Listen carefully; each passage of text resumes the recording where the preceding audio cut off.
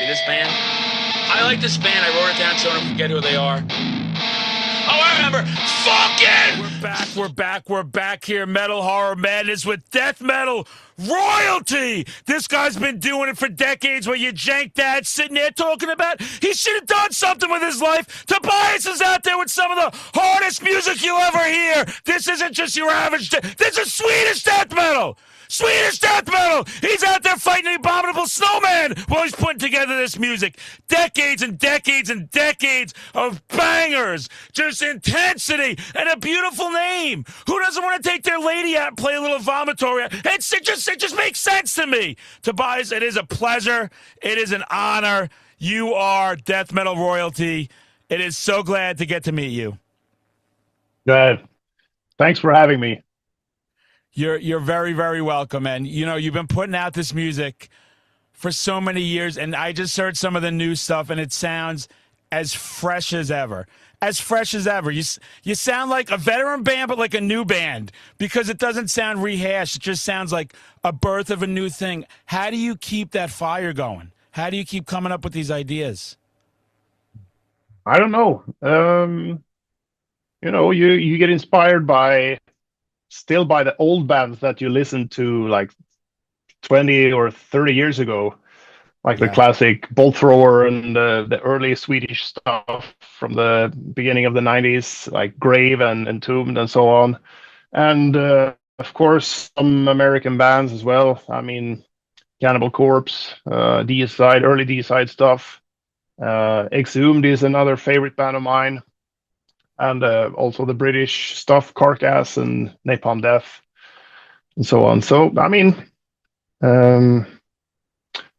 it's just, I mean, we wanna play death metal, and we just keep writing it the way we want it. So, Yeah.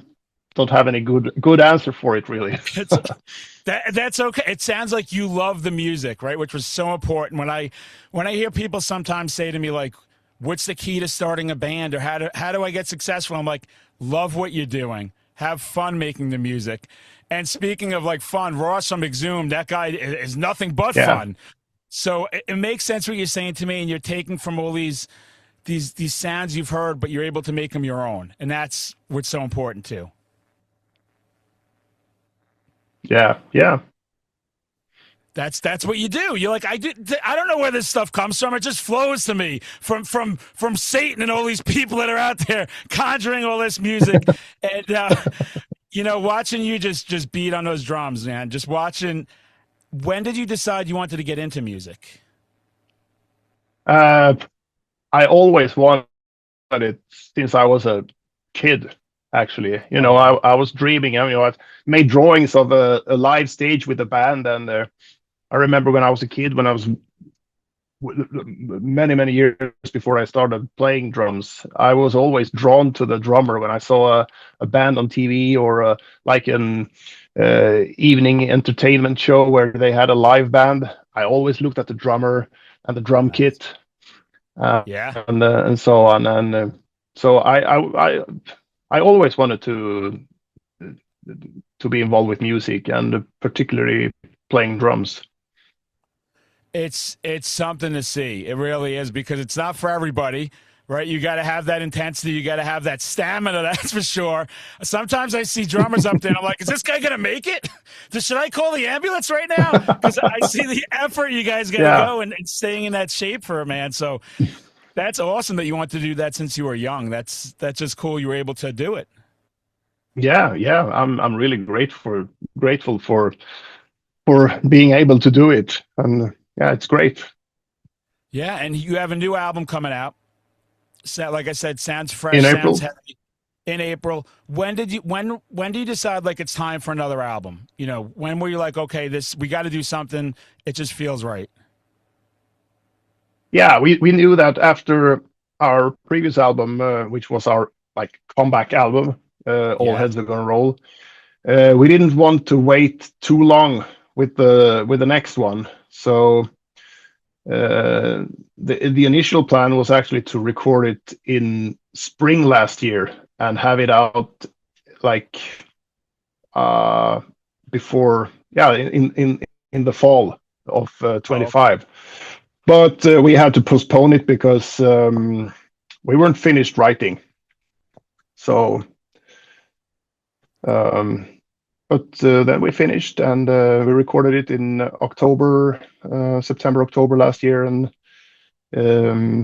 now it's coming out in April this year. right in April. And what I like to ask people is too, like, do you prefer making an album or going on tour? And I always hear there's like two sides. Some people are just like, I like to be in that studio creating music and stay there. Other people are like, I want to hit the road. I just want to get out there and play it. Do you have a preference? No, I love both actually. Both. I really do. That's awesome. Yeah. I mean, playing live for an enthusiastic audience, it's the best reward you can get as a musician, I think.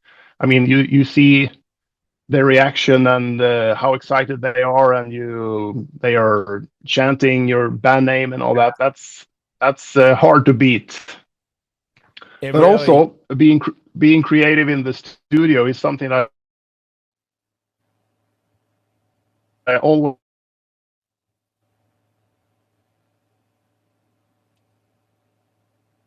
Oh, did it freeze? We always make some kind of pre-production. You met like demo versions of the songs when we write them with the like programmed drums and a couple of guitars and bass and so on. But then there's a completely different thing when they come to live, when we actually play it and record it. So that's a very exciting process that I really, really enjoy. Yeah, it's great to see that creation and then see it go out there to the masses and just make all these people happy and just sit there and get to hear these songs and watch you guys just bring that brutality that all these metalheads love. When you get done with an album, I myself, like when I create content sometimes I get something done and I love it. I'm like, this was a home run. Other times I go, oh, I wish I could have went back and done something different. How do you feel when you complete an album? What's like the it's always like that. It has always been like that on previous albums as well. When you're done with an album, you go back and listen and like, shit, I could have done like this instead there, and certain parts you wish you could have had more time to prepare and maybe develop something more, I don't know, not necessarily intricate, but something more interesting or different than what actually turned up on the album. But on the other hand, it's only me who thinks about that. And if you listen to it more objectively as a whole album, it's great. But of course, there are always certain parts that this could have been done in a different way, or we could have elaborated a little bit more on that song, and so on. But it is what it is. Yeah, it's almost like creative people are their worst critics, right? The people that create the stuff sometimes are the ones going like, coulda, woulda, shoulda, where the fans are like, this is a 10 out of 10 album. Yeah, exactly. What about when you go out on stage? Do you prefer, what's your favorite type of venue to play? Do you like to play outdoors, indoors? What's your sweet spot? Well, both. I mean, playing an indoor venue is nice, but playing open air festivals with, like, obviously you usually play for a lot bigger audience. That's really cool.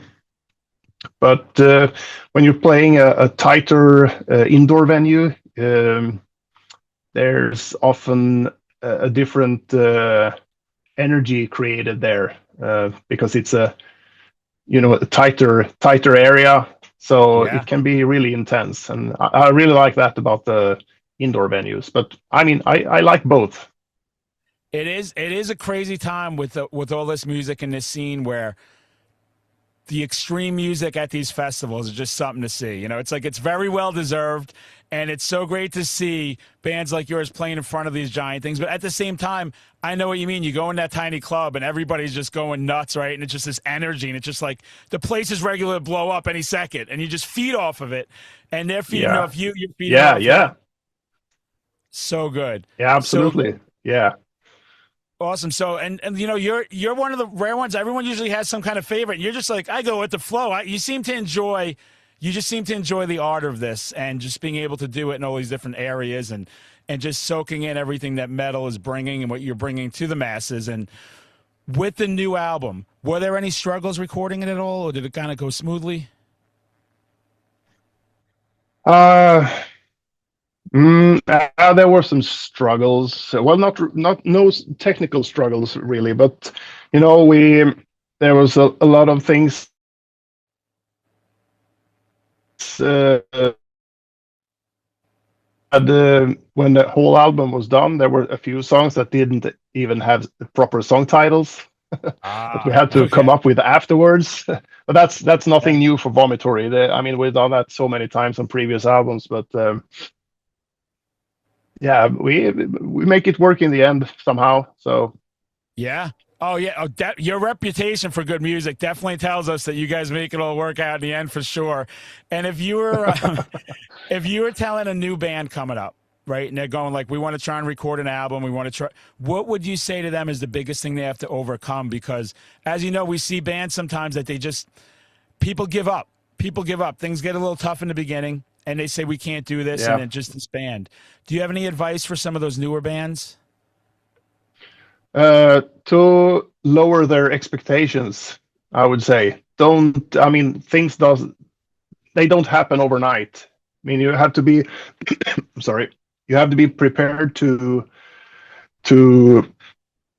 put a lot of work and time and effort into what you're doing, and be persistent, and don't have too high expectations, because if you do that, you get so disappointed for the smallest things, you know. And I think that's something that helped Vomitory in the beginning, because we never expected anything, you know.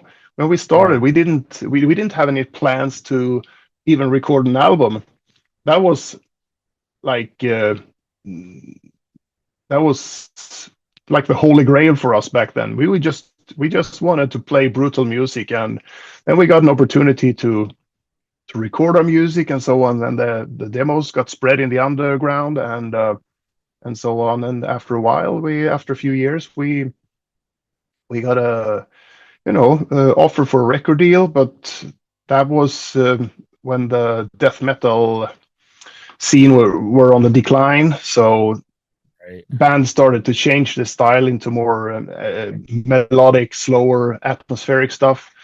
And this particular label that were interested in Vomitory, they wanted us to, you know, Change start it up. playing Yeah. more melodic or atmospheric. So we were like, "You, Yeah. we're not Good. doing that." So Yep. then a couple of more years passed, and then we signed to Faithless Records and released our debut album. So yeah, we just kept going because we like to play death metal, and we played a lot of like local shows in our area, and so on. So we got a lot of live experience, um, but we never expected like big things. So we were never disappointed really. So That is great advice. That is such good advice. And I see it all the time with bands, young bands, and they're like, we're not signed yet, or we haven't played in front of enough people yet. And I'm like, you're already winning if you're playing in front of one person, if you're just creating music, if you're just having a good time and doing what you want to do.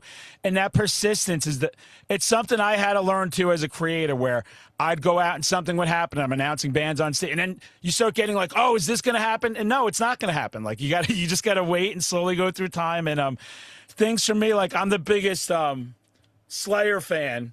So when I got to say Brian Sliegel had me on his podcast to do Chemical Warfare to talk about that song, I was geeking out. I was geeking out, and I just talking about what you're talking about, like just by doing things. I go out and I'll scream fucking Slayer in someone's face, and it was like this little thing. And now when I go out, it's like this thing where I'll be walking. At the second I get in the venue, they yell to me, and I got to yell at them, "Fucking Slayer!" And you just get comfortable doing it, and you keep doing it, and things start happening, right? And I'm like, I got to meet Lisa Holt, Gary Holt, like all this shit. But to your point, if I set my expectations too high right away, it's instant failure, right? Oh, I want to be doing this in front of this Yeah, amount of yeah, people. And I've seen it, man. I've seen it. I've seen so many creators come up and quit, and I've seen bands that some friends I have in bands. I'm like, you're doing awesome. Like you've got a nice little following in this region. Oh, but no one knows us like, on the other side of the country. And I'm like, that's okay. Just like you're saying, you just keep doing it and let time do its thing. But if you want that instant gratification, yeah. not in this business, right? I mean, that's very rare. And that's not always a good thing either. If you're like a flash in a pan, one hit thing, No, no, it's not. I So that's fully agree with you. great, Yeah. great advice, that persistence, that going on. And then to watch you take this type of music and get it to this point is just a great accomplishment. I mean, like you said, you started out just to start out, and here you are, a very well-respected band, a very, very well-respected musician. I'm geeking out a little bit, everybody. I'm supposed to be the confident guy, and here I am going, I can't believe I'm talking to you. This is awesome, because I'm still a little boy, and I get excited, for bands I've heard and I grew up with, and I was so glad when you guys came back, too. That was, like, so sick to see, and that you're just still putting out this kind of music, and there's still this following and everything. And so you gave advice for that stuff, telling people they got to not set expectations high. When you do, how do you manage that? Like you go out on tour, I don't know if you get when I go out and do something, I get very manic and excited, and I have to kind of bring myself down to the real world when all the fun's over, so I don't start like partying too hard or something stupid. How do you balance the band and like everyday life? Well, it works quite well, but I mean, of course, it has its challenges during certain periods. But Yep. you have to be very flexible, and you have to have a very supportive and very patient family, if you have a Yes. family. Right. Um, so yeah, somehow we make it work. I'm telling you, this is like the playbook for everybody. They need to just listen to you explain this to people, that you do things at your own pace. You figure it all out. You don't shoot for everything at all times. Again, it's hard to repeat, but I'm just so glad you brought that up, because I have a friend that's in a band and they're doing very well, and he wants so much more. So, and I'm like, just relax, just kind of let it happen, let this thing happen. Yeah. When this album's coming out in April, are you launching a tour with it? Yeah, we're going on tour in Europe together with Hypocrisy, Abath, Oh. and Vraid. Yeah. So tour kicks off in Berlin, in Germany, on April 2nd, and then we're on the road for 4 weeks in Wow. Europe. So the last show is in London, UK, at the Incineration Festival. It's going to be a great tour finale. That's a massive finale for sure. And as far as with Yeah. the touring, the way you talked about where people kind of have to be patient for things to happen, what's the biggest struggle when you're touring to tell a new band that's just starting out? Mm, I mean, for some people, it's. I mean, it maybe sounds silly, but a lot of people have a hard time being away from home for a long time. Sure. If you're unexperienced. Right. So that's one part. But you get used to that quite fast, I would say. But the struggles.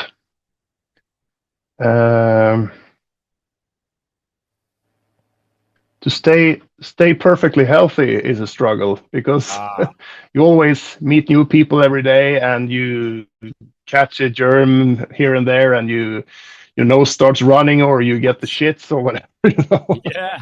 That's so it's important to eat healthy and get some vitamins and so on.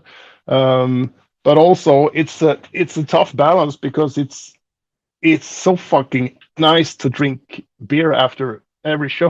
Right. Right. Hang out with the Yeah. guys to celebrate a little bit. Sometimes you just have a couple of beers, and that's fine. Sometimes you have Yeah. 15 beers. But still, you have to get up the next day and play a show.